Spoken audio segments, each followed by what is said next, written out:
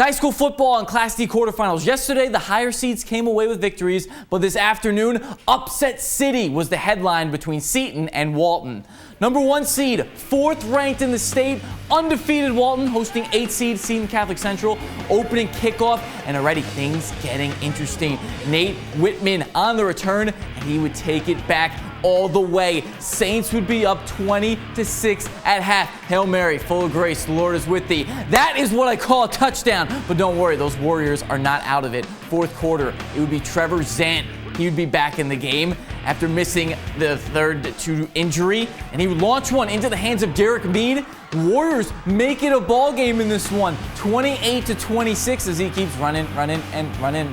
So with 3 minutes left, forced to go for 2 in the tie, Zant's pass would fall incomplete. So the Saints have a possession here, and John Giangreco to the air to who else? The guy who's done everything, Nathan Whitman. He would haul it down for the touchdown. Saints up 34-26. One last chance for the Warriors, but Sam Crowley comes up with the huge INT to clinch it. What an upset. Seton takes down the 4th best team in the state, 34-26. This win is incredible. I give all the credit to our coaches. We had an excellent game plan, worked our butts off all week, and we just believed in ourselves. To have 17 kids, and they're dog tired out there. I had to burn my 3 timeouts in the second half just to give them a break so they can have a breather and be able to play out there. So a lot of heart on those kids. You know, I tip my hat. I have so much respect for those kids for what they were able to do out there. Our motto is, if we want to win, we'll win. So if those kids want to respond, then I don't think there's anybody that can beat us. The Saints move on to play Unitego Franklin next Friday at 8 p.m. at UE.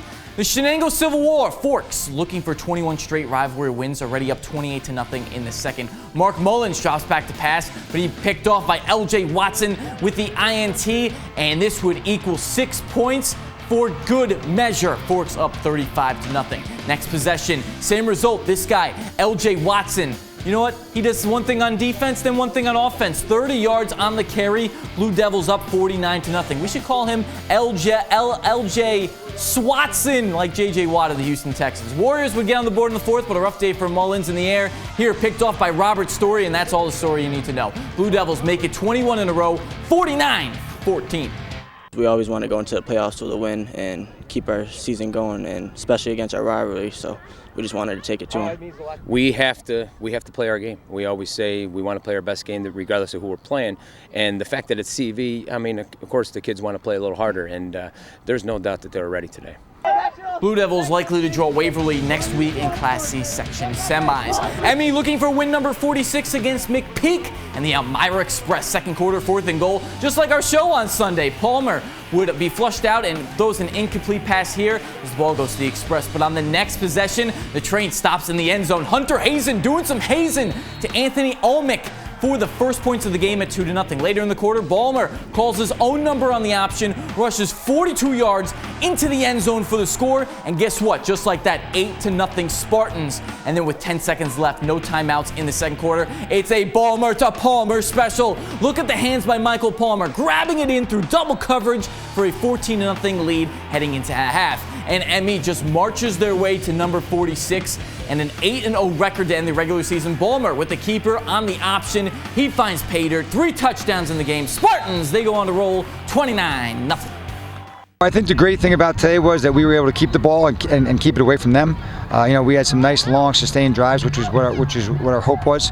So when we were able to do that, you know, it enabled us to score a couple times, but more importantly, I think, keep the ball away from them. Yeah, this was a big win for us today. Come here and shut out a good AA school. So this is definitely a big win going into the playoffs.